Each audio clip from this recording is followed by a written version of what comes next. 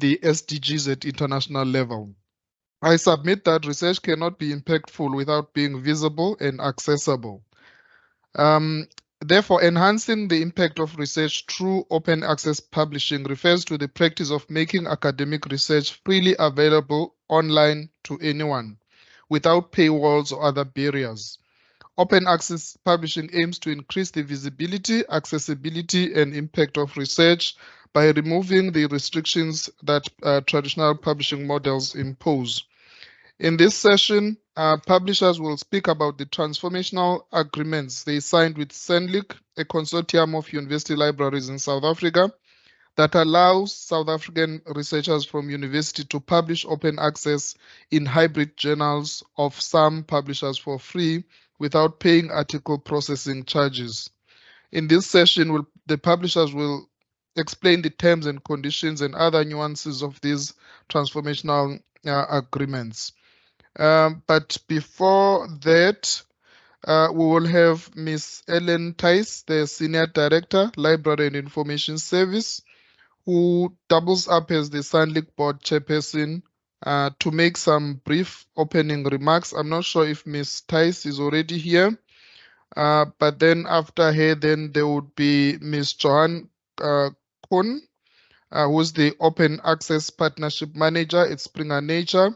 Thereafter, there will be Mr. John Staley, who's the Account Manager of Elsevier covering South Africa. And then there will be Dr. Lorna Simpson, who is the Publishing Director of Wiley, responsible for Germany. I assume that she'll be joining us from there. So, Ms. Ellen Tice. Thank you, Dr. Bangani. And good morning, colleagues, students, and also our guests and speakers externally to the university. In the past 2 years, Stellenbosch University Library and Information Service has signed agreements with a number of publishers that offer discounts on article processing charges, or in some cases allow authors to publish OA, open access, without paying APCs.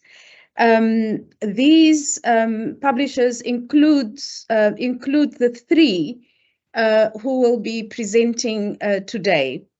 So as a result of this, in 2023, over 4,400 hybrid journals and 550 fully open access journals have been added to the list of journals where, and this is important, I note there's a number of students who have also joined us. And when I do talk here about SU authors, this include anybody at Stellenbosch University, students, that even the undergrads, if they're publishing, postgraduate students, postdocs, researchers, any author at Stellenbosch universities who are published in these specific journals, that they would be able to publish in these journals. And the total, based on these agreements that we've had to date, means that that brings the total to about 7,300 hybrid journals that the Stellenbosch authors basically can publish in. And that also means that SU authors can now publish fully open access without APCs, article processing charges, in more than half of the journals that we subscribe to. However, as I've said, first of all, so a lot of progress has been made, and there's no doubt that this, and we hope that this will definitely help for South Africa to publish without any concerns about, whether they have the funds to publish in these journals. But we still have a long way to go. As globally we see, as open access grows, the publishing behind the paywall, where we still have to pay to read material or to pay to publish, is also growing. And as we've heard from Saviwe Bangani, that the goal of open access is to ensure genuinely open access to the research publishing system for authors and readers alike.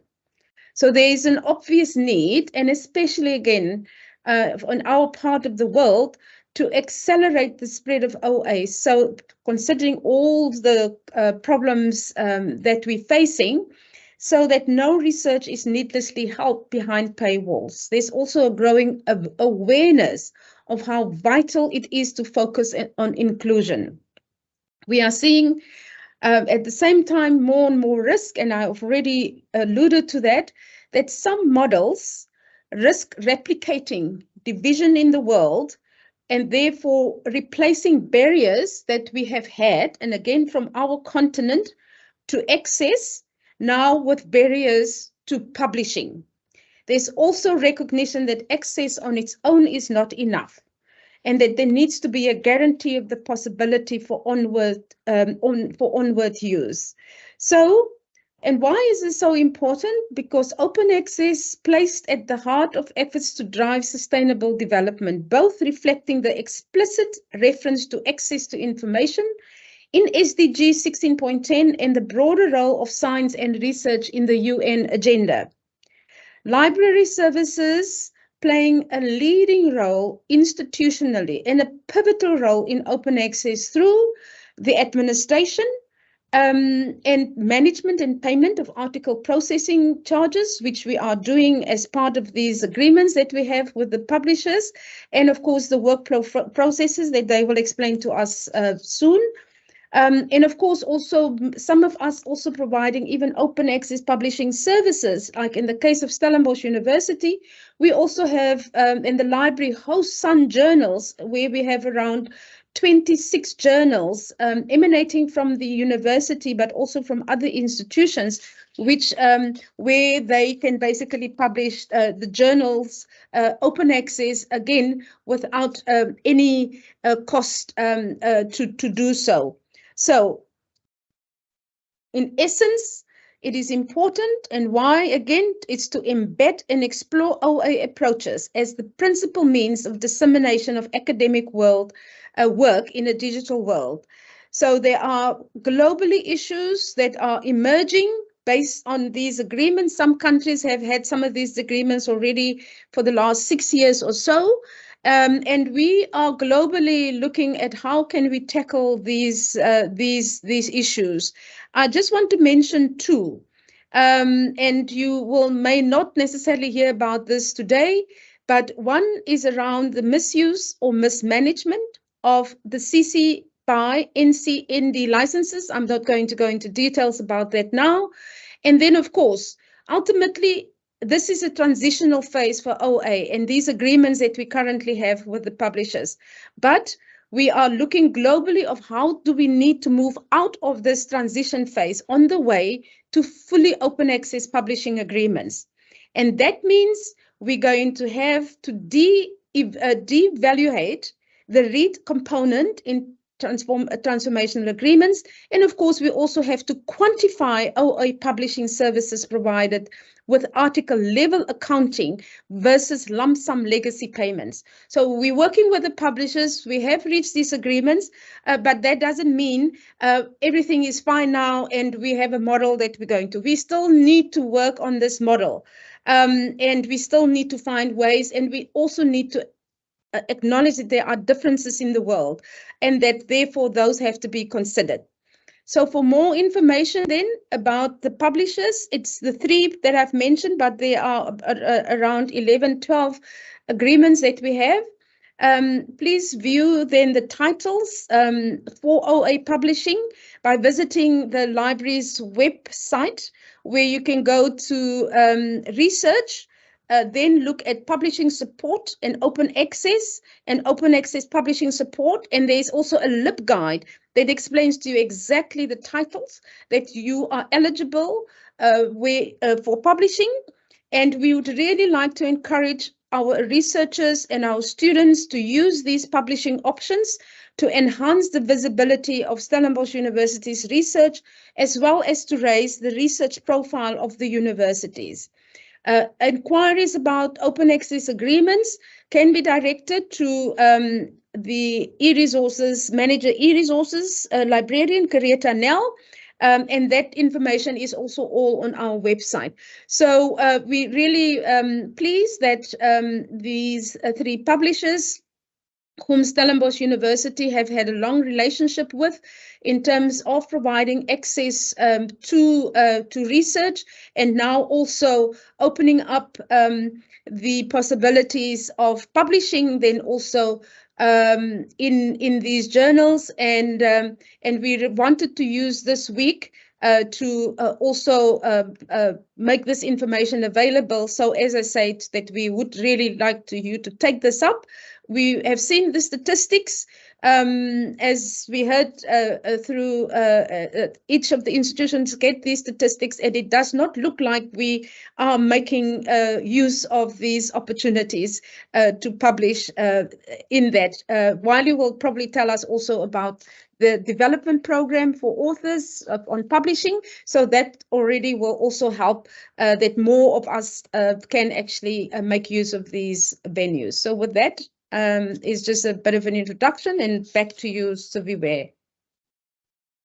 Thank you so much, Mem, for setting the scene in such an excellent manner.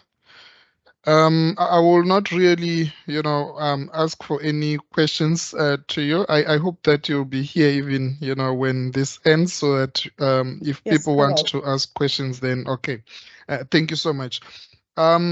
Then I will give each of the speakers 25 minutes to enlighten us on the open access transformational agreements signed between themselves and SANLiC. Of course, first up will be Ms. Johanna Kuhn from Springer Nature. She will be followed by John Staley from Elsevier and Dr. Lona Stimson from Wiley.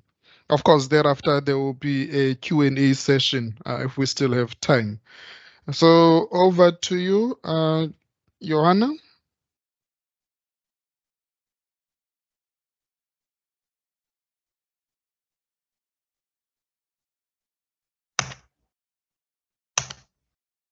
So Johanna is actually here in South Africa. Yes, I am. Hi, good morning.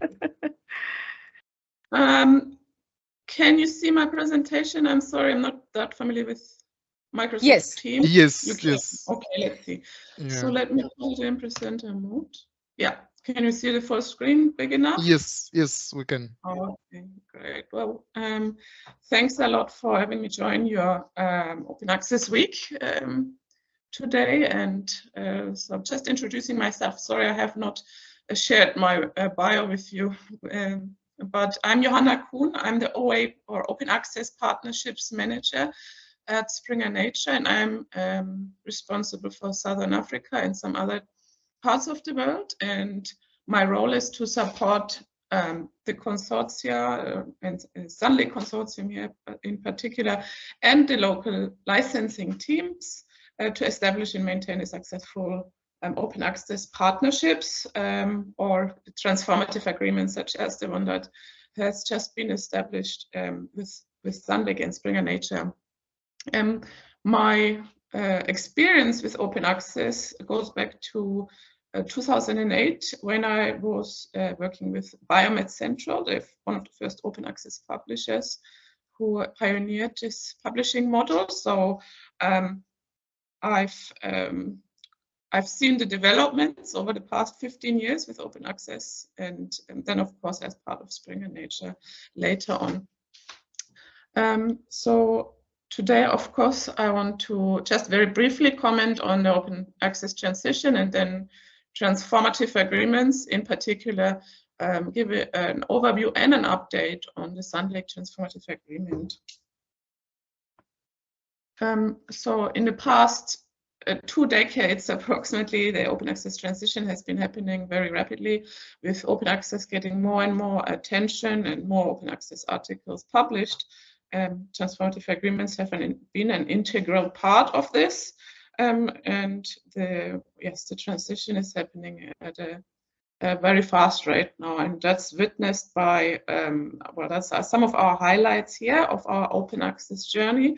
I'll not spend that much time on this general information on the transition because of the limited time, but just to give an idea, Biomed Central was actually founded in 1998, and you can say that it's around this time that open access really started becoming important. And then in 2004 already, Springer was one of the first publishers to offer open access options on the subscription journals. So also a pioneer, if you want. Then Springer Open and Biomed Central. So Biomed Central was joined in 2010, and Springer Open as a brand within Springer was one of the fully open access portfolio of journals in Biomed Central, also in 2008. The first transformative agreement was signed between Springer and the Netherlands in 2015, so another very important milestone towards the open access transition, here combining reading fees with centralized open access funding, as is the case today, although we've come a very long way with our models since then.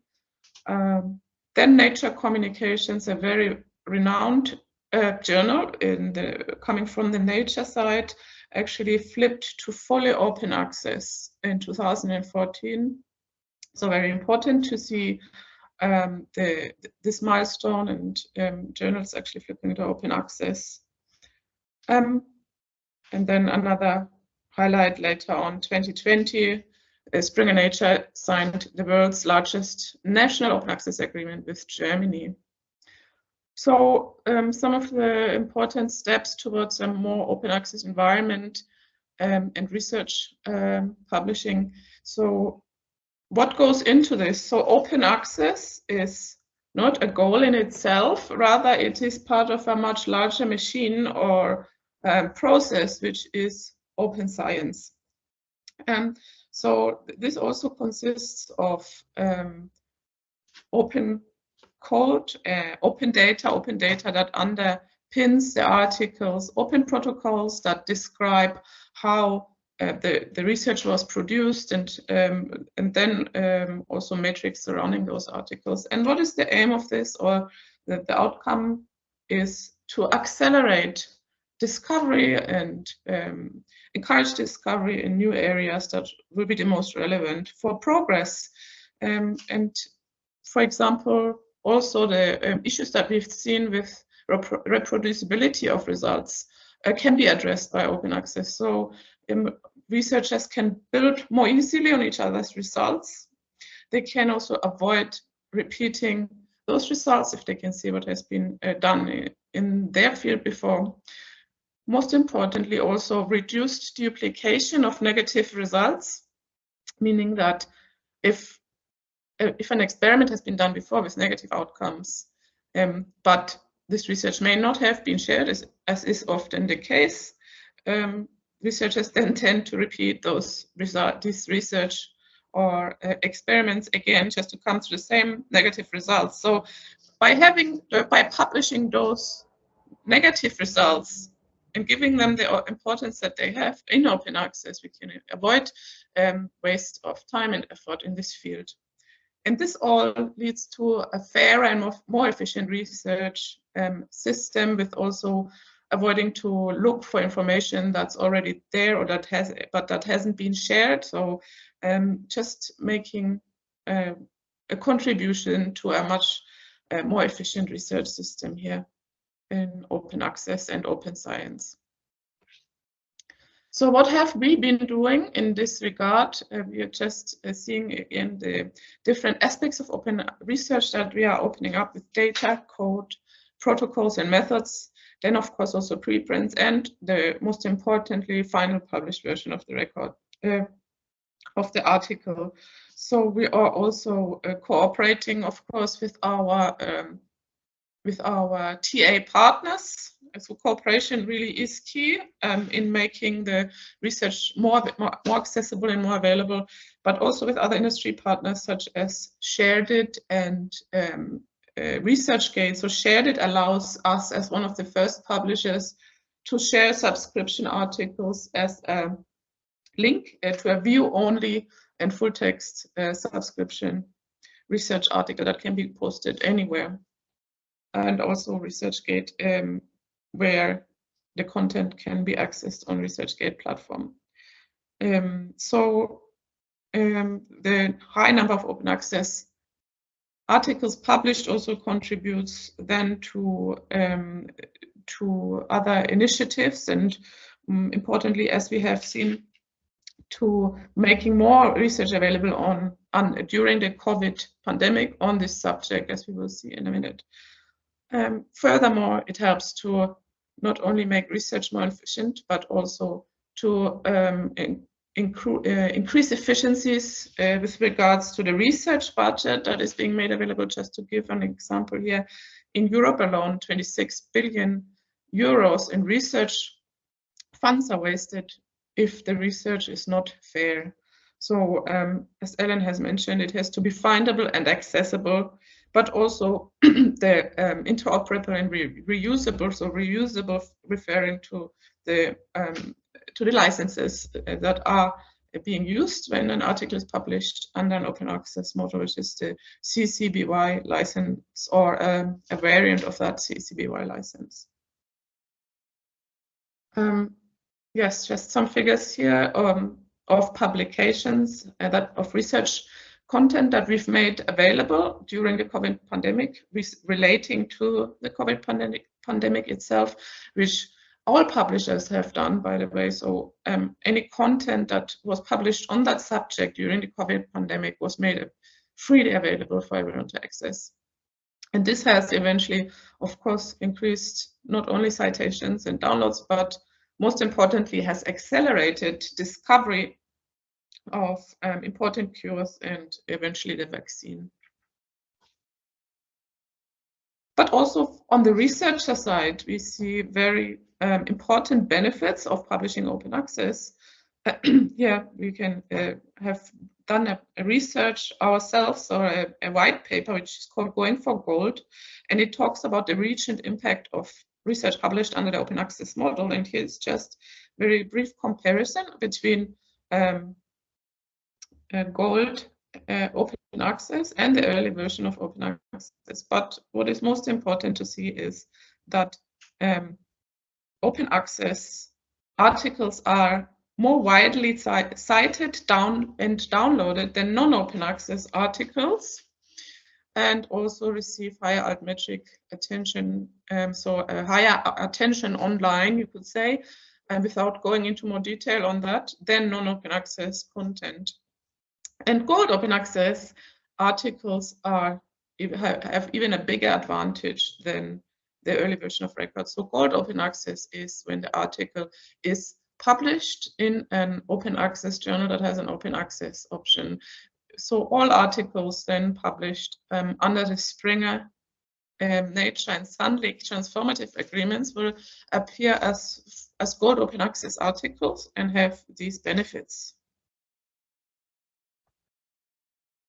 And all of these benefits and advantages of open access within the transformation to an open access research environment have led to higher numbers of articles, of course, published under open access model, and also high increases here for fully open access and hybrid open access journals. And as Ellen also mentioned, of course, subscription content is still growing, but at a much lower level than open access, although from a higher base. So this brings us now to a brief overview of transformative agreements within the open access research environment. Not only do we see that more articles published under open access lead to more interest in transformative agreements, but transformative agreements itself are an integral part of the transformation, of course, to open access, as they encourage or enable authors to share their publications openly and make them openly accessible.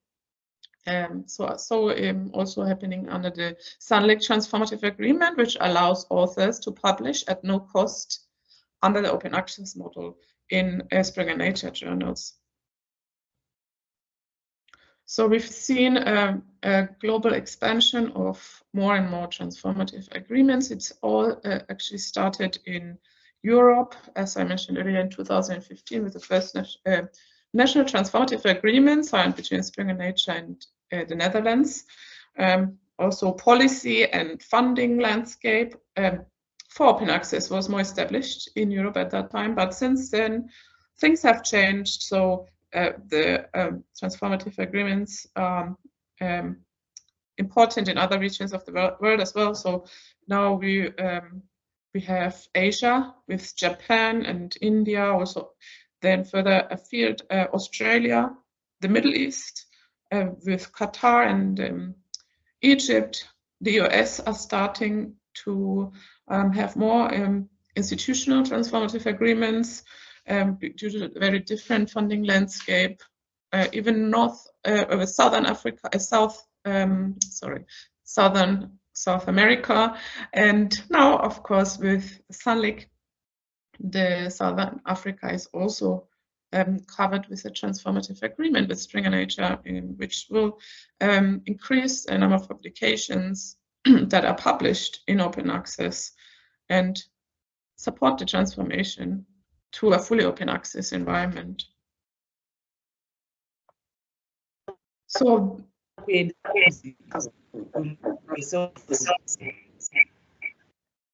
yes. Hello, I cannot hear you very well at all. Sorry. Would you like to ask a question about that?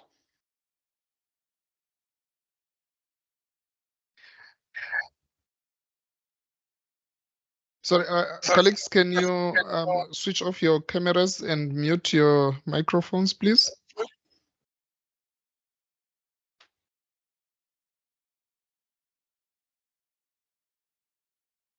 Ms. Naomi Marong, we can see you. Can you switch off your camera, please? Thank you. Okay. So this increase in number of transformative agreements is also reflected in the number of articles that are published, of course, under transformative agreements. So we've seen 26% increase in articles. And this is, by the way, across all publishers. I have not included a slide showing transformative agreements across publishers, but we all know, and you know, that we are not the only publisher doing transformative agreements, as you also have started to do transformative agreements with other publishers this year. So this shows all articles published under transformative agreement over the past years.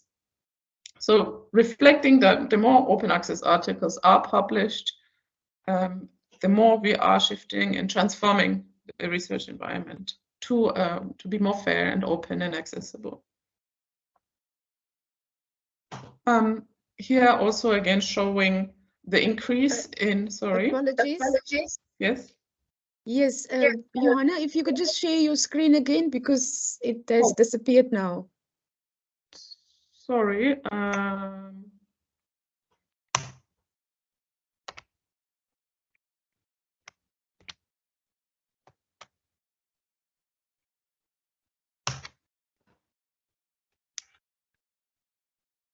Can you see my screen again? Yes, we can see it. Okay, so this slide is actually referring to the importance of cooperation. We've entered a cooperation with SANLiC on a transformative agreement, but in other areas of the world as well, such as the UK, cooperation across all partners, so libraries, policymakers, researchers, and consortia have led to making open access more accessible, to research more accessible. When the Finch report was commissioned to figure out how they could reach an open access environment. And then also entered into a transformative agreement in 2015. We've seen an increase since then in the proportion of articles that is published in the open access model. So within a research ecosystem, the transformative agreements are instrumental to growing the proportion of open access articles. And this is also something we've seen in the UK. 77% of articles are now published via the Gold Open Access route with Springer Nature, and in other countries, similar or higher numbers. And hopefully this will also be the case in South Africa when we have a little bit more time on the agreement that just started. Another just example of what hopefully can be expected also in South Africa. So this shows the, again, uptake of open access publishing for example, in Italy, with the blue column is 2020. Before the agreement started in 2022, after 1 year of the agreement, we see between 50 and 70% growth in open access articles, depending on the discipline. So this just contributes so much to a more open research environment. And this favors specifically also about all institutions across the board, and with high increases for different sized institutions in terms of not only publications, but also downloads. So content that's been published under the open access model and specifically under a transformative agreement grows by between 200 and actually 6,000%. So you will also hopefully be able to see more usage of content published at Stellenbosch University. So now let's look at the SANLiC transformative agreement. This was introduced this year, early this year, mid-January. Publishing actually started, and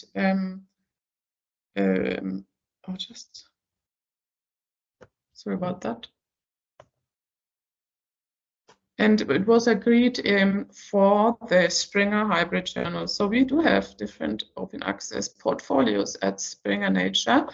And the one that is most commonly included on a transformative agreement are the Springer hybrid journals. So those are the ones that we are looking to transform under a transformative agreement and that are supporting a country's transformation towards open access. The most, here we've got over 2,000 hybrid journals. So this means that there's a reading part and a publishing part or content that is still included. And currently we have 40 transformative agreements that are covering these portfolios of Springer, ADIS, and paragraph journals. So a transformative agreement, as I said, it consists of a publishing and a reading component. Participating institutions can read and continue to read what they've already subscribed to previously, but also adding any titles that they did not previously have a subscription to. So that covers Springer, ADIS, Paragraph, and academic journals on nature.com. This is the case for all participating institutions at SANLiC. It also includes the archives back to 1979. And the institutions will retain access to the copyright years licensed. And then, of course, the important part that is added here is publishing in the same hybrid titles for Springer Nature.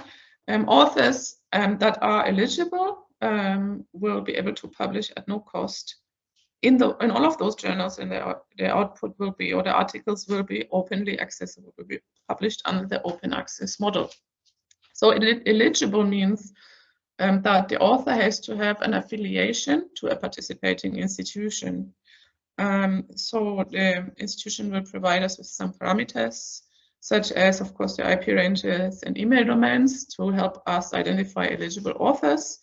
And these will then also be checked by the institution to verify that they are indeed affiliated to that institution. So once an author has received notification that his or her article was accepted for publication in a specific journal, the institution will then check eligibility. So they will not, this all happens after the article has already been editorially accepted. The institution is not involved in the editorial decision.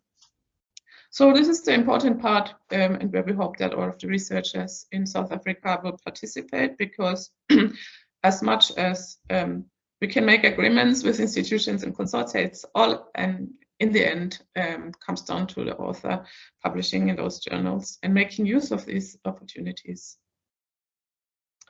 Here are a few more specific details of the SANLiC agreement. So we have an article allocation. This means a certain number of articles that can be used by all institutions on a first come, first served basis. So that's in 2023, that's 955 articles plus a few more to account for any larger than expected uptake of the transformative agreements. So then a 2% increase year on year, and the article numbers up until the end of 2025, when the agreement ends and is up for renewal. So these articles will all be published under the open access model. Depending on the journal that they are published in, it will mostly be a CC-BY license. A very small number of journals use a non-commercial version of the CC-BY license, but it will still be the CC-BY license, which allows authors to, other researchers to reuse and share those articles using a license. So it's an official way of sharing the articles that is backed up by the publisher and refers back to the original authors. And in terms of the institutions and the consortium, so we have set up a framework agreement that has been signed by SANLiC, and then also institutional licenses that are signed by the institutions. And then also institutions have been invoiced and receive article approval requests whenever an article is accepted by the journal. So I believe currently we have 60 or over 60% of the institutions have already signed the agreement. Publishing, however, has already started mid-January, and it is very early to predict how it is going to go. But this is just a really very early overview of publishing that's been happening for all institutions that are part of the SANLiC agreement up until the end of April. So of course, at the beginning, it takes a little while to start picking up. So we've seen low number of publications still in February, first 6 weeks of the agreement, then a bigger spike in March of publications. That was actually a little bit over what the mean monthly allocation would be if we break it down to 12 months. And then slightly down again in April. We cannot, like I said, predict how the performance will go for the rest of the year or even for the remainder of the agreement, but you can see that the number of articles is picking up, and yeah, we will keep updating the consortium and the institutions throughout the year on the performance. Just to go back to a few more general information on the transformative agreement, we want to really encourage authors to make use of this opportunity and to enable them also to make use of the benefits of open access, which are actually multiplied under a transformative agreement. As we have seen, open access uptake, more downloads for your article, so up to 4 times more downloads, more citations, and more online awareness for authors that publish under the open access license, because the content can be reused immediately. Everyone has also access to the version of record, which is the version that's maintained by the publisher, updated if any changes are made. Then also on the institutional side and the author side, when it comes to making use of this agreement, we have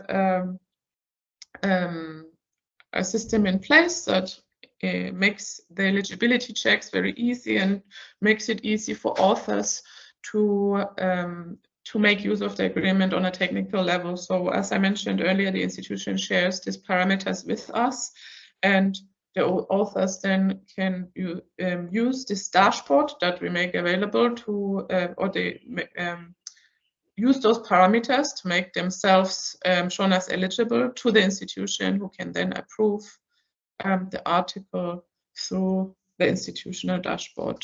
So that's an easy verification workflow that has been implemented for SANLiC, and that is used by many other TA partners, or by all of our TA partners worldwide. Also on the institution side, the transformative agreement enables the institution to convert output to open access immediately, continue to access licensed subscription content as before, have a better awareness of the open access publishing output at your institution with the live dashboards and the reports that we also provide throughout. It helps researchers and the institution to be compliant with funder and institutional mandates. So many funders worldwide now require open access for research as a condition to accepting funding requests. So the transformative agreement is a very easy way of being compliant with those mandates. Be part of the commitment to open access and the role of transformative journals and transformative agreements to just contribute to making really the research environment more open. I know that's a very big goal, and maybe not everyone thinks about that when choosing a journal to publish or a publishing model, but ultimately everyone would benefit if open research becomes more available. Of course, the copyright remains with the author, which is a very big benefit for authors, but also for the institution. And the research becomes more visible and has a greater impact, as we've seen at the beginning of the presentation. So we've also got other TA partners that have commented on this. So the reason for participating in a transformative agreement for the Australian Call Consortium is just to make sure that the content becomes openly accessible to a global audience, also to increase the impact of the research, of course, and offer pathways for future sustainability. So again, contribute to a more open research environment. So I hope that this will also reflect in the transformative agreement with SANLiC and with South Africa. We are working with you and with our licensing managers to help you make the most of it, and hope to see this translate in a very successful transformative agreement and more open access articles published in the coming years. Thank you so much, Joanna. If you can just mute. Oh. Thank you. Thank you so much for this presentation. But colleagues, just to say that if you have any, burning questions that you want to ask, please do so via the chat feature. The speakers will be given time at the end of all the presentations to respond to any, questions that you may have. So next up, of course, is John Staley, the account manager of Elsevier. Over to you, John.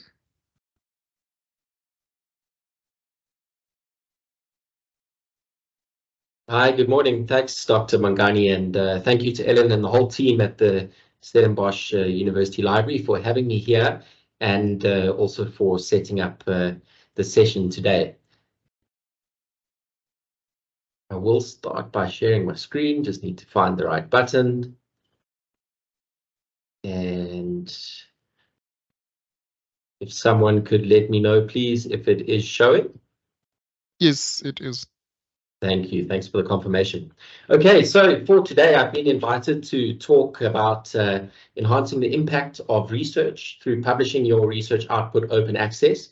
And once again, thank you to the Stellenbosch team for having me here today. And I'll just take you through a quick presentation and some of the details around the transformational agreement that we signed earlier this year with the SANLiC consortium. So taking a look at open access, of course, which is part of a broader term and a broader methodology, which is open science. Now, open science describes a way of working that really is more inclusive, collaborative, and transparent. I've circled open access here as one of the 4 pillars within the open science realm that also includes open data, transparent reporting, open indicators and research evaluation, as well as the pillar of science and society, so how those link together. Elsevier are partnering with research communities around the world to empower open science, and one of the latest partners is with the SANLiC consortium here in South Africa.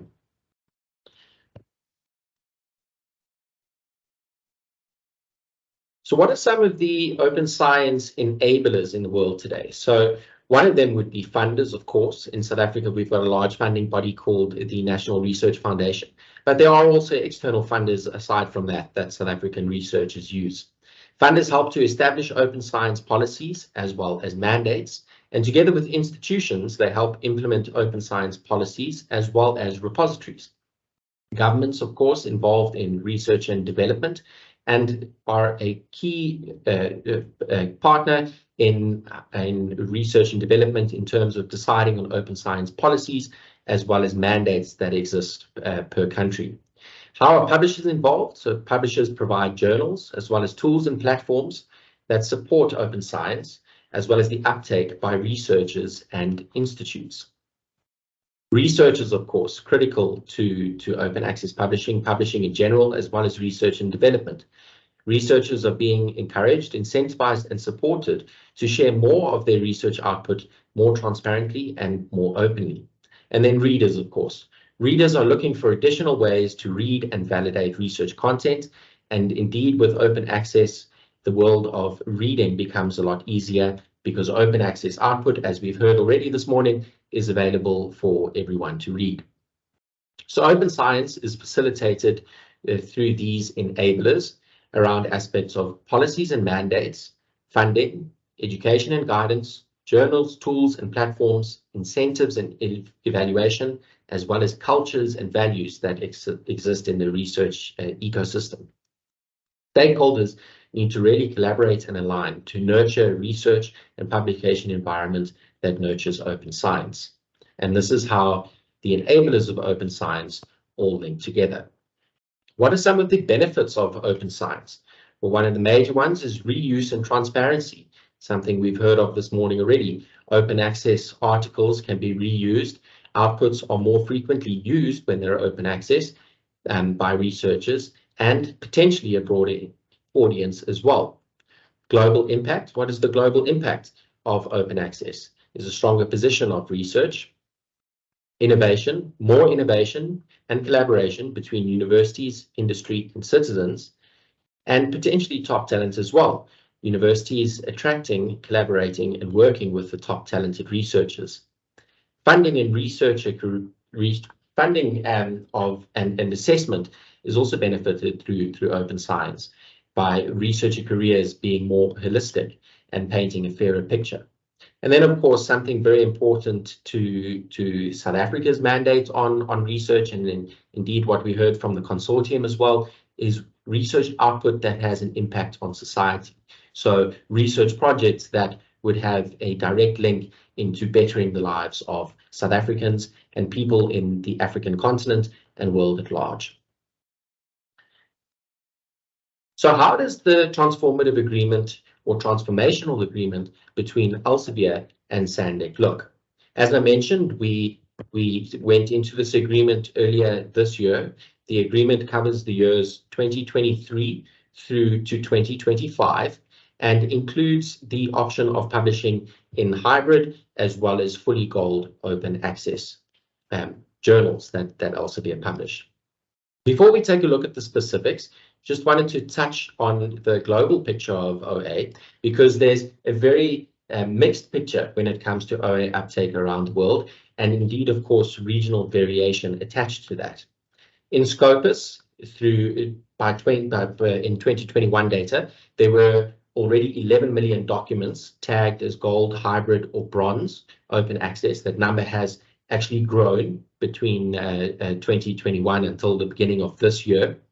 And there was also a spike globally, a phenomenon in terms of during those COVID years, articles being published, of course, around COVID, but also in other areas. So around the world, actually, there was a spike in publications during 2021 and 2022.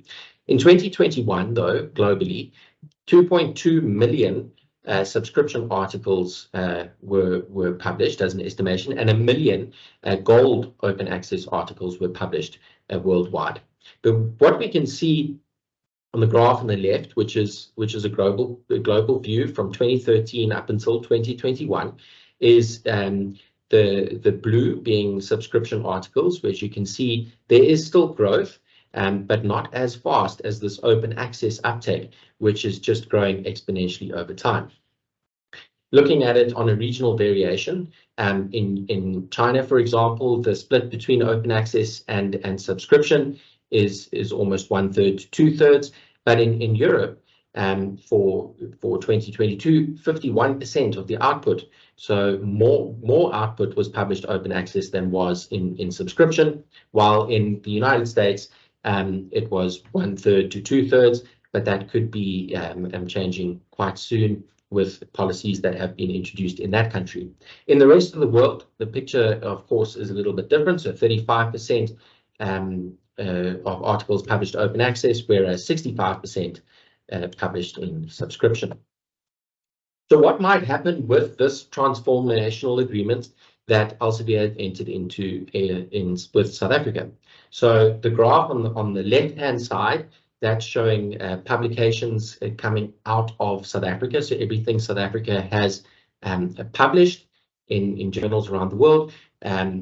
Pre-agreement, so we're looking here at between 25 and 30% of that content was published open access. But with what is included in the transformational agreement, it's possible that by 2025, 100% of South Africa's output could be published via the open access model. The two pie graphs are from the ESAC registry, and they're taking a look at how much the transformation could take place within the agreement. And we see in terms of just for 2023 alone, the hybrid output growing from 11% to about 43%, and gold growing as well. Specifically, though, what is included on a first-come, first-served basis for authors that are affiliated to a SANLiC participating member institution? Hybrid journals. Eligible authors receive a full APC coverage if their article is accepted for publication in an Elsevier hybrid journal, and the amount of APCs available for South African researchers it goes from 2,221 articles this year right up to 2,610 articles in 2025. So I think the message and indeed what we're working with the library at your institution and others is promoting this agreement. If you see that you've got your submission in a hybrid journal, please try and publish it open access. In terms of gold journals, these journals are typically not included in transformational or transformative agreement due to there being no subscription articles published, of course, in these journals. Elsevier, we offered a 15% discount to authors from participating institutions. So there is that added benefit there as well. Looking at some key information, the eligibility of an article for the agreement, how is that determined? So first of all, on dates, the acceptance date of the article should be on or after the start date of the agreement, being the 1st of January this year. Importantly, the corresponding author must be affiliated to a participating institution in the agreement, and the article must be from a participating journal. We have different journal buckets here at Elsevier, and those would be from core hybrid or core gold journals. More information is of course available through the LibGuide from your university librarians, but also on the elsevier.com website if you search for it there. A second slide on some remaining matters of key information. So what is the definition then of a corresponding author? So the corresponding author, importantly, is the one who submits the article to Elsevier and stays in contact within that author journey. And this is the author who makes the publishing choice on behalf of the author group, and every article is assigned with one corresponding author, sometimes referred to as the lead author. Just touching on a little bit of researcher support, one of my colleagues based in Durban, Dineshri Mudli, has put a lot of effort into the Africa Research Success Portal. Again, this is a website you can find from elsevier.com. The link is here. And through this portal, you have access to many free to attend webinars and training sessions, more information on the Researcher Toolbox series, which is where we have invited colleagues and partners from around the world to take a look at topics of how to submit a manuscript, best practices when doing such, as well as training on various tools that you have available. And then, of course, there are some free platforms that I would encourage you to take a look at through that platform as well. One of them being the Researcher Academy, which is an online portal of free courses that take you through the different stages of the publication process. And I would be happy, of course, to share any details with anyone on those topics. So, Dr. Bangani, that's the brief presentation that I have, but I will leave my contact details in the chat box for any colleagues that would like to ask questions, and I'll be around until the end to answer them, if possible, in person. Thanks a lot for the opportunity. Okay, thank you so much, sir. I see there is a question, but I don't think it's really referring to you. Maybe to SANLiC, more to SANLiC, Ms. Tice. If you want to respond to it, I can attempt it as well. It says, please, can someone clarify if there's a difference between transformational agreements and transformative agreements? I don't think it's for you, John, or you want to attempt it? I can try, but seeing as how Ms. Tice is in the meeting, I think that's probably better for Ms. Tice. Yeah. Okay. Well, there's actually not a difference between the two. It refers to the same thing. The transformative is the sort of a global term that was adopted by the LRW2023 initiative, and it basically means the same thing. It's a transitional phase. In the case of so that is globally, that is the term that is being used. We as in South Africa as SANLiC had, but there are also other, even in Canada, they also use the term transformational, because we wanted to make it clear that we regard this period, this phase, and since we have only started over the last 3 years, to start this, that it is transformational, but it's not just that it's transitional, but we also wanted to transform the current system that we have, which we feel it is not equal, into a more into a system that is more quality, just like we deal with other transformation issues in South Africa. So it is transformational. So it is not to say that this is the final model that we want to have. So it is our version of that model. So that's basically, it's just that we used it differently to show that we regard this as something that is still in development. Thank you so much, Ms. Thijs. I think we'll hand over now to Dr. Lorna Stimson to present with regards to Wiley. But maybe let me just read the response of John to a question about, I think it was about the difference between gold open access and hybrid. I'll read exactly what he says. He says gold open access journals only have with them articles that are open access, so which means if you publish there, everything is open access. Whereas if it's hybrid, it's both open access and subscription. I just want people to also understand that distinction. Thank you so much for responding to that question, John. Go ahead, Lana. Okay, I'm just loading the slides at the moment. I hope that you can see them by now. Yes, I can. We can. Good.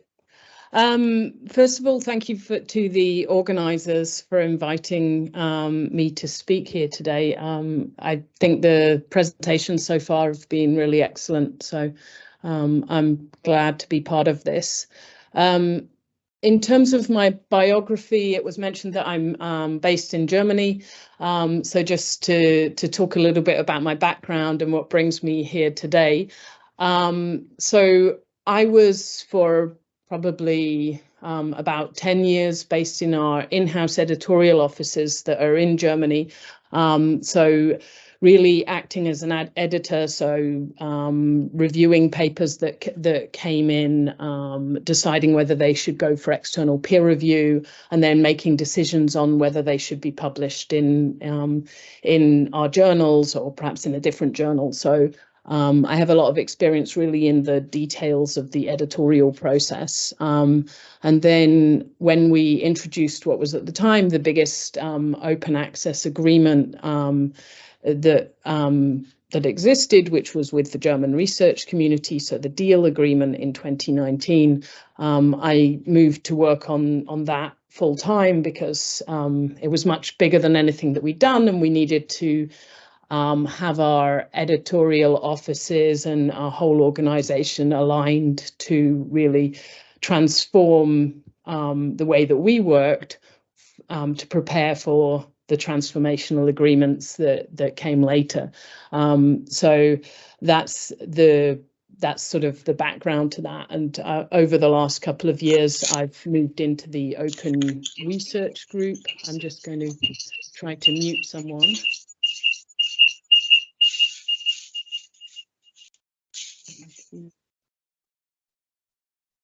Okay. Good. Sorry, Dr. Kadiakhile, please. Thank you. Brilliant. Thank you very much. Yeah, so over the last few years, as that project is really part of the way that we work now, I've moved into the open research group and work on a lot of different transformational agreements.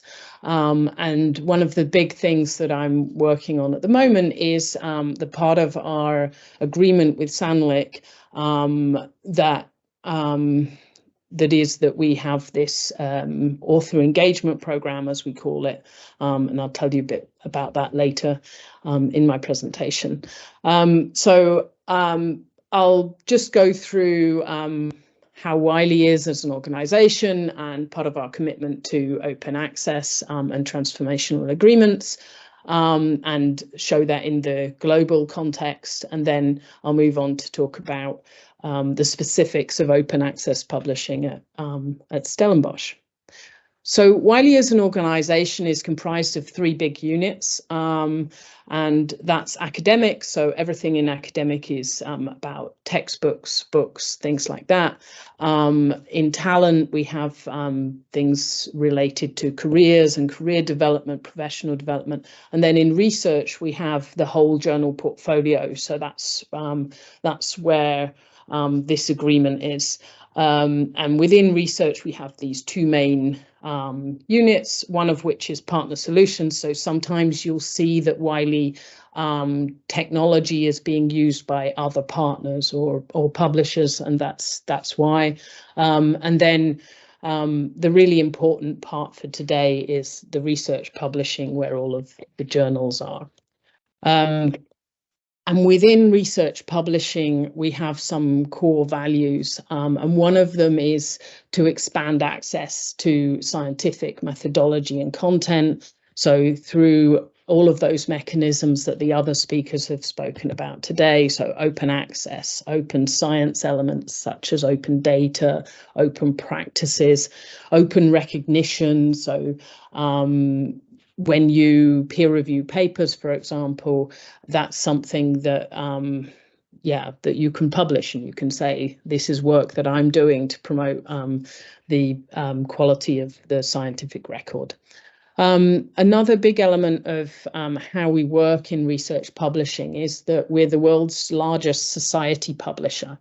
So we have about 1,850 journals, and more than half of those are either owned or part owned by big societies. So things like the American Geophysical Union or the British Pharmacological Society, things like this. So a lot of the work that we do to publish, we need to bring all of these partners along with us.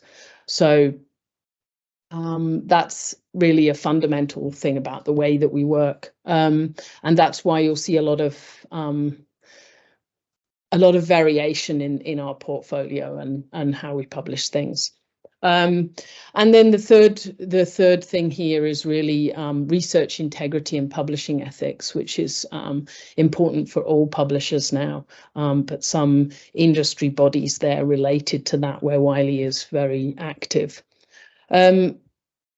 So when we start to think about open access for our journal portfolio, I'll go into details of where we have transformational agreements in a moment. But the important thing to recognise is that this we're at a point now where about half of everything that we publish is open access, and that's a huge transition that we've made over the last sort of I would say 6 to 8 years. And there was a question in the chat about gold journals and hybrid journals, and here we see that the fully open access journals, those are sometimes called gold journals.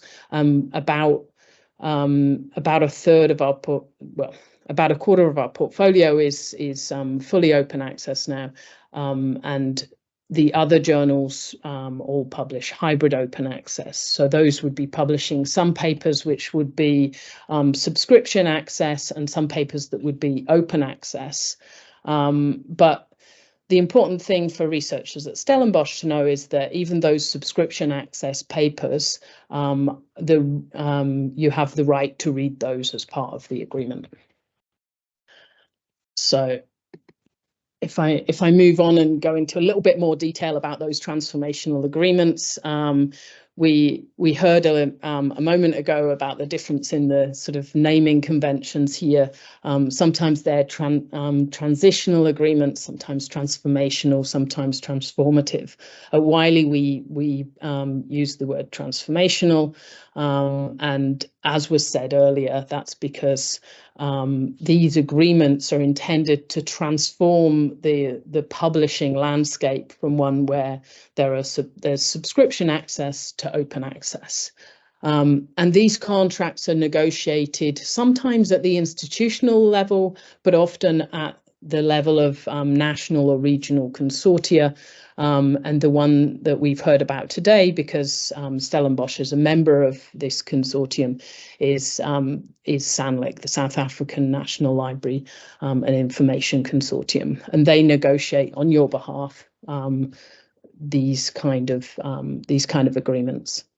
So the reason to have these agreements is to create a sustainable way that will allow the journals to continue to publish, although the system is sort of changing around it. So it's all about making sure that the journals that we have will continue to be there, so that when you publish, you know that that journal will continue to be publishing in future. Yeah, so the other important thing about this is that it allows you as authors to know that you're complying with funding mandates and to have this kind of smooth workflow to open access. So where do we have these agreements? We have exactly 79 at this point in time, and they're really all over the world. All over some parts of the world, sorry. So we have mainly in Europe, we have different places in Asia that are coming up now. So agreements in Japan, agreements in Hong Kong, New Zealand, Australia, and North America mainly. But also, in addition to these 79 agreements, we also have coverage from from this organization, Research for Life, which is where a number of publishers come together and provide access, reading access to all Wiley journals to countries that are defined by the World Bank as being lower income countries. And there are two groups there, and there's slightly different conditions for how that works. But those countries in blue and in magenta there, those authors can also publish in the fully open access journals without an APC and have read access to the entire portfolio. And that's a really important element in how we see bringing equity to research publishing. And we hope that next year we'll be able to expand into some of those grey regions of the world.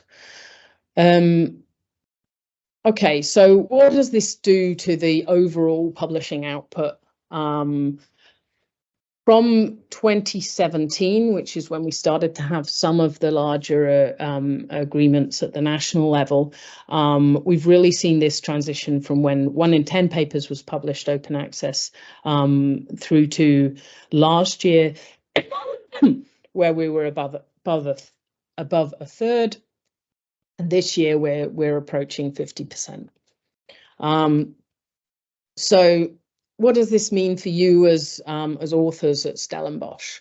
Well, first of all, to go really back to basics, the kind of open access that you're entitled to as members of that SANLiC consortium is gold open access.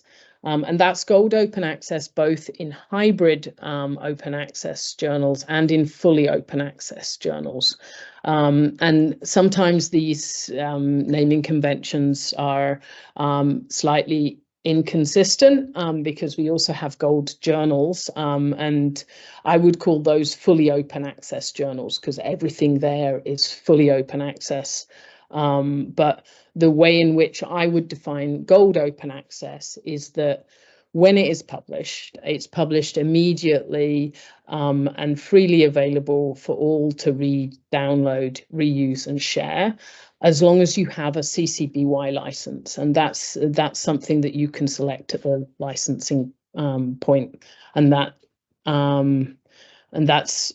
that's really important to make sure that there's the maximum use for your research, that you go with the CC BY license.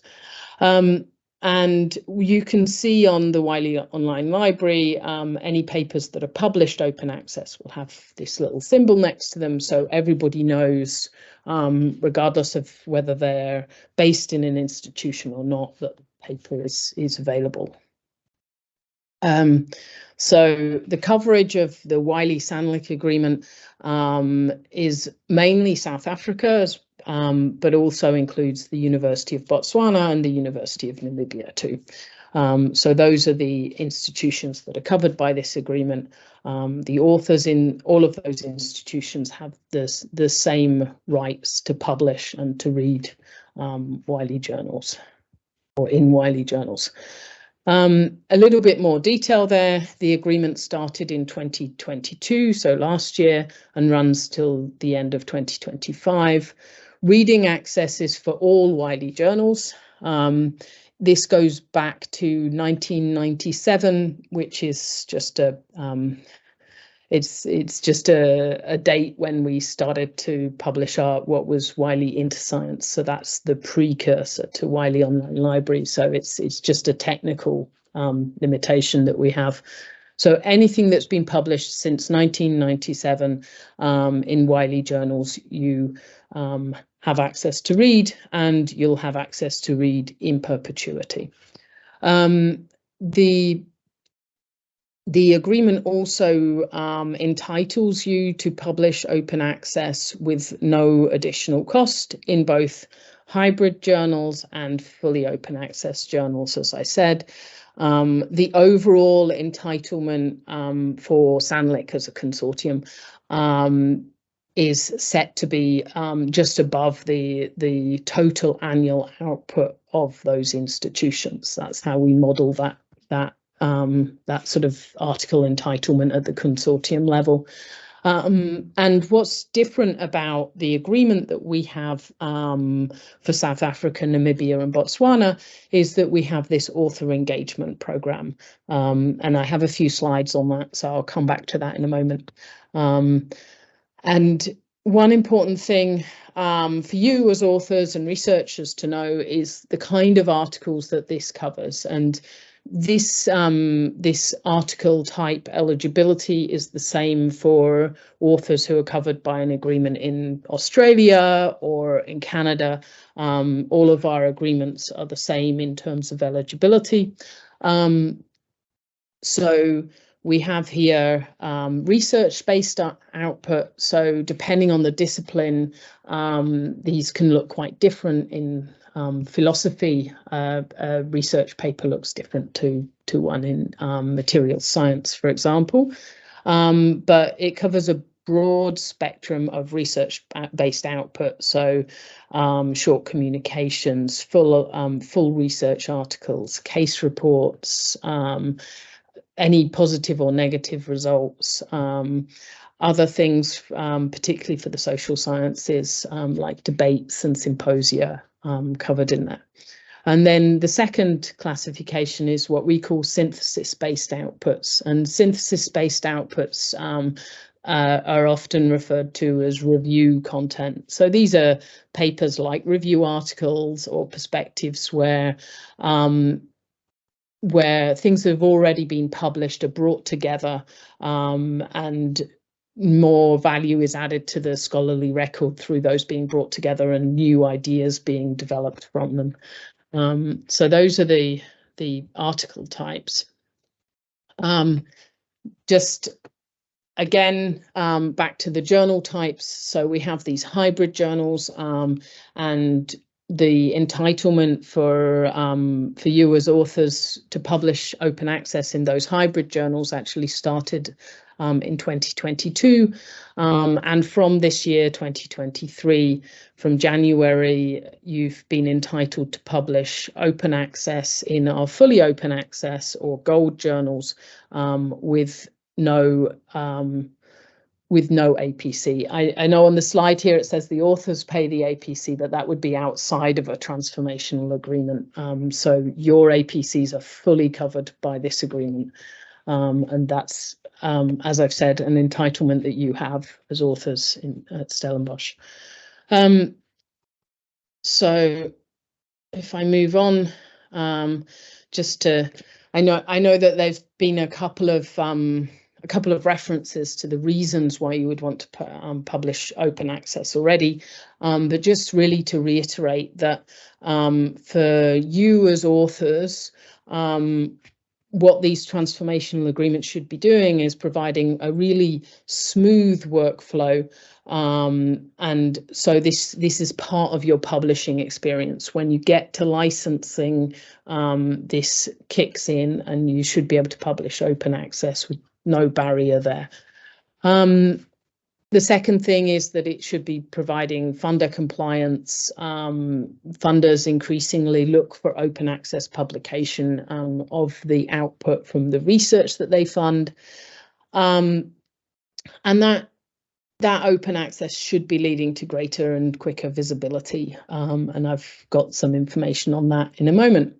For the readers, for you in South Africa, as well as your colleagues in Namibia and Botswana, this is dramatically increased access to the papers that we publish in our journal portfolio. And for authors around the world, readers around the world, this gives access to the research that you're publishing so that they can read that and cite it, hopefully, and use it in their research. And then for society, so I think Johanna mentioned this. So this increases access to publication, drives faster innovation, and develops or increases the development of solutions to societal challenges, such as the COVID-19 vaccines that were developed extremely quickly. So these are some of the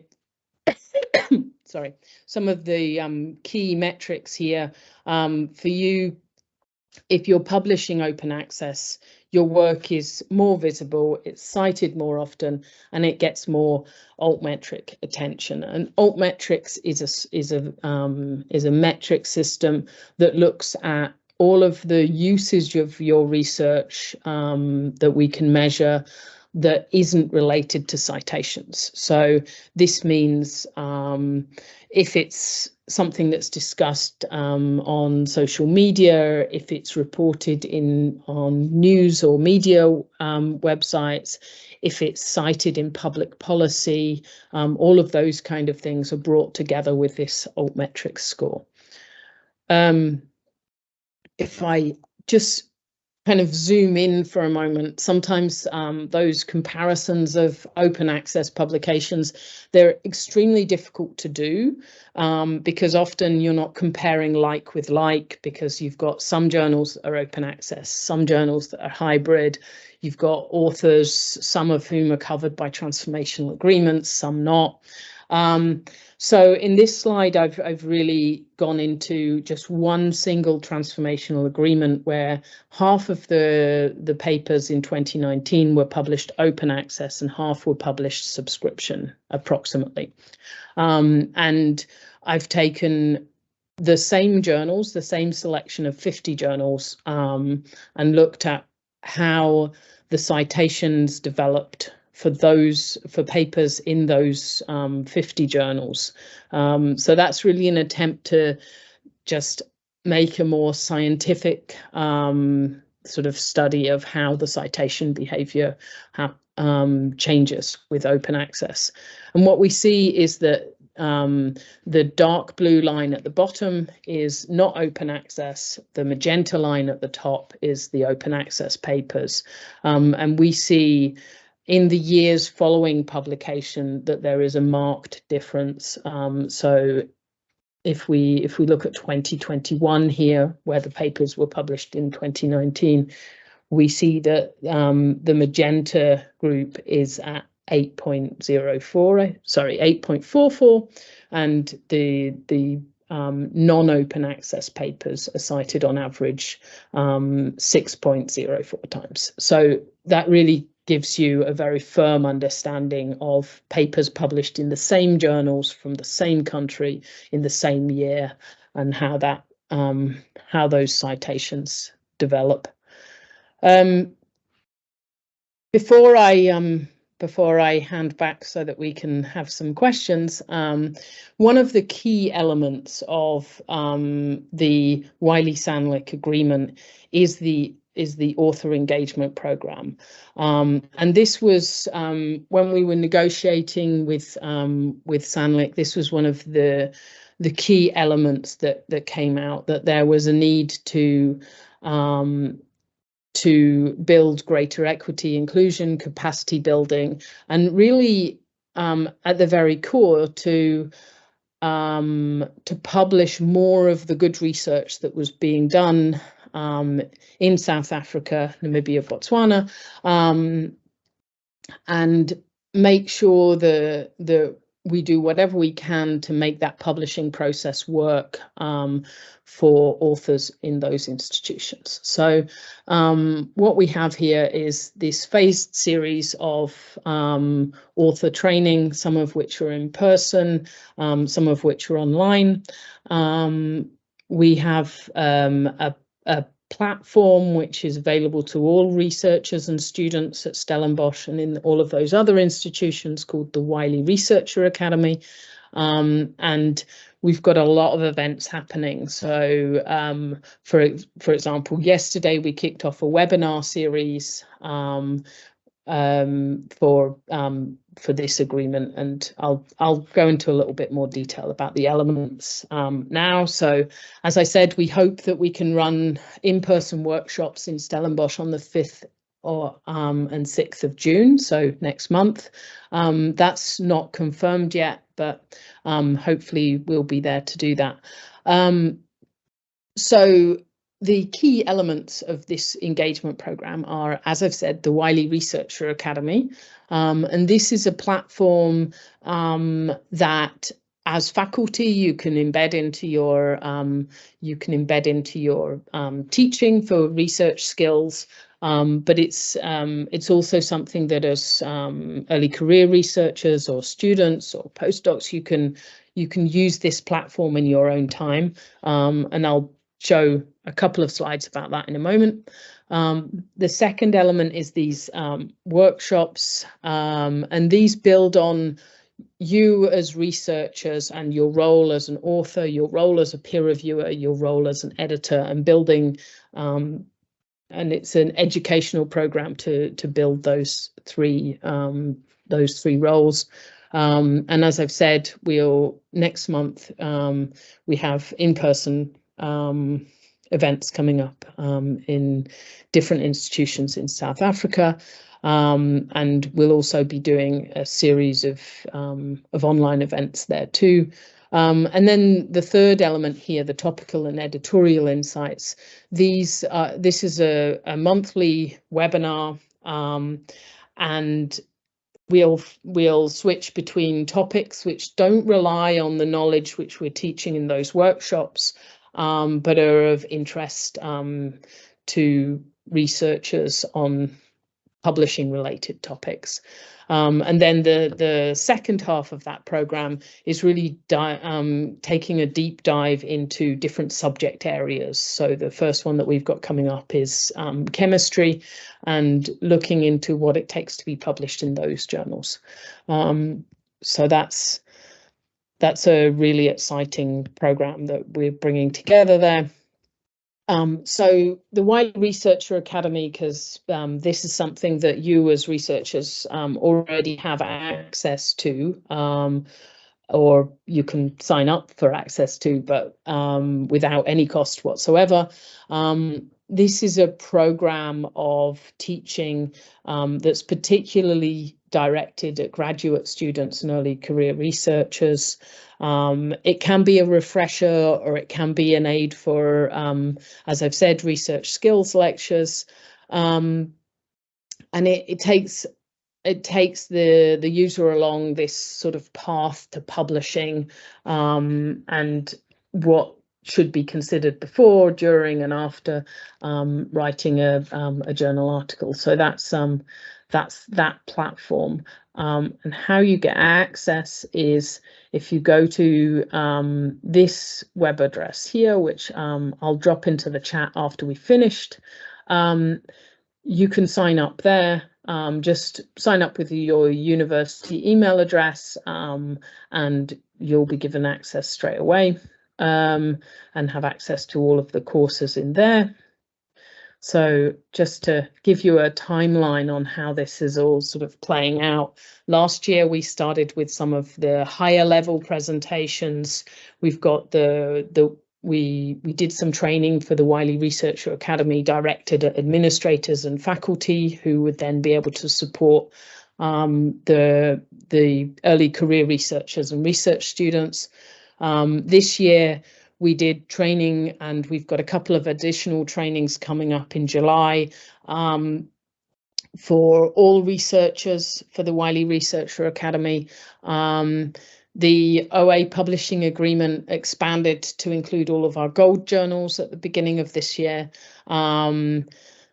We have the researcher journey courses starting as in-person events in June, as I've said, so just in a few weeks' time. And then we have this online series, which, as I said, the first webinar, which was really about all of the things that publishers do, was held yesterday. Next month, we have this chemistry, physical science focus. And in future, we'll be looking at also life science, health science, social science with those deep dives. And then from next year, we'll build upon all of those elements. And all of this is available until the end of 2025 with no cost to you as researchers, because it's already part of the agreement that's been negotiated on your behalf. And with that, I would encourage you to check out our website, which covers some of the details of the agreement, but also we will be updating our calendar there with the events as we start to roll them out, and an email address if you wanted to get in touch with us. So thank you all. Thank you so much, Dr. Stimson, for that presentation. I think, we still have enough time, about 25 minutes, to the next webinar. So I'll open the floor for the questions. But maybe by way of just trying to, some takeaways from what has been presented here. It started, of course, with Ms. Tice setting the scenes, making some opening remarks. She indicated that, in fact, I could gather from what she was saying that she's delighted with the current transformational agreements, but it was clear that she felt that more can still be done, especially in the context of developing countries, like South Africa. So these agreements cannot be the end in and of itself. There is still more work to be done in this area. Thereafter, it was clear from all the speakers that open access has several benefits, including the increases to the impact of research through citations, downloads, and views. They also touched on the transforming landscape of scholarly publishing with increase in open access publishing. The enablers were identified as funders, institutions, publishers, governments, researchers, and as well as readers. The issue of research integrity was also raised, and there was an exciting development that was announced in terms of Wiley, the author capacity building workshops that seek to ensure greater equity and inclusion of researchers. So are there any questions, colleagues? Are there any questions on the chat? Any questions to the speakers?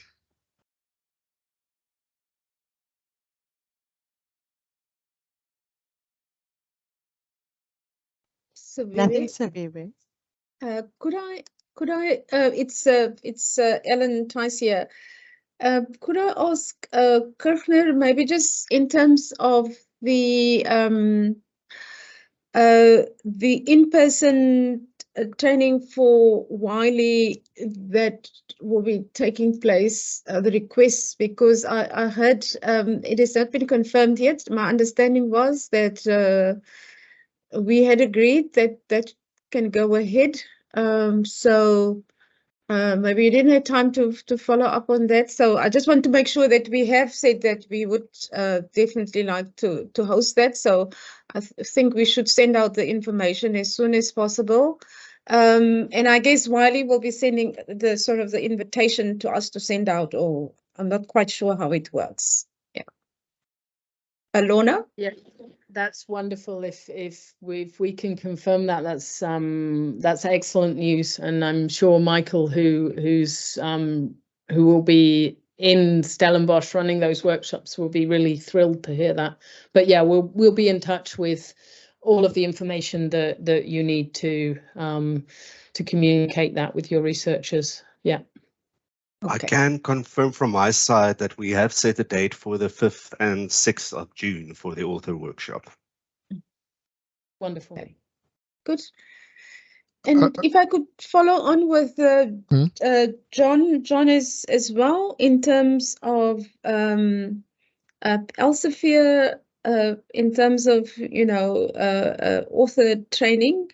And I know Springer had a session, I think 2 weeks ago, but I don't think we had time to actually contact researchers to attend. So I don't know what the attendance was. But yes, I would request that we really get this information in advance, because what is important is that we would like the authors, researchers to really participate in these sessions. And if we can customize it specifically for Stellenbosch, that we would really appreciate. It's much easier, because if it's a national thing, you know, to try and just we can't just send something out to researchers unless, like now with Research Week, where we can focus specifically and understand, you know, what and can hear questions specifically in terms of Stellenbosch authors. It will help. But yes, John. And also, if Springer is planning for more training that they will also be offering, or sessions. Thanks, Ellen, for the question. So I'll post the link to the Researcher Success Portal in the chat box. That's where people can get a variety of information. But absolutely happy to work with Dr. Bangani, with Kareta, with yourself and the rest of the team towards putting something on that's specific for Stellenbosch University as well. Okay, thank you so much. I don't see any questions. Perhaps I will just give, you know, the speakers some time, perhaps to just tell us about their, you know, future plans in terms of expanding and improving the transformational, you know, agreements in future. I'm also taking into account the remarks made by Ms. Tice, you know, in terms of saying more can still be done. So I would like you to tell us what the future plans are to expand and improve those transformational agreements. Just those remarks, and then we'll just close. All Maybe right, we can start with you, John. Go ahead. That's fine, Doctor. I'll take a shot at it. So it's of course very difficult to see what will happen in 3 years, but as I said in the presentation, the ability is there to transform as much subscription content into open access via the transformational agreement. So I think between now and the end of the 3-year period, the key is to really, via word of mouth, via promotional activities on campus, is to really encourage people to publish open access. I mean, worldwide, you can see the benefits therein. And then we see from there where it goes and what new developments come along, and try and make sure that South Africa can participate in those. And that's the way I would say we see it here. Thank you. Ms. Kun? Yes, so of course our transformative agreement with South Africa, with SANLiC, Botswana, and Namibia will contribute to authors being able to publish more in open access, and then to contribute to the transformation of South African research into to open access. So then to increase that proportion of open access that is published by South African researchers, as we've seen for other countries. So I think if we can achieve that in the next 3 years of the agreement, that will be really a very good outcome. And of course, in terms of other regions and other countries, we also hope to do the same and transform countries, regions of the world really to open access at scale. And that's our plan for the next few years.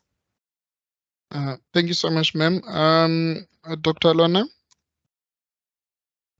So from my side, absolutely, I would echo what the last two speakers have said, that Wiley is really looking at different regions of the world and how we can make this cover even more of the globe, and also in terms of our portfolio, looking at where it makes sense for us to transition our hybrid journals into gold journals.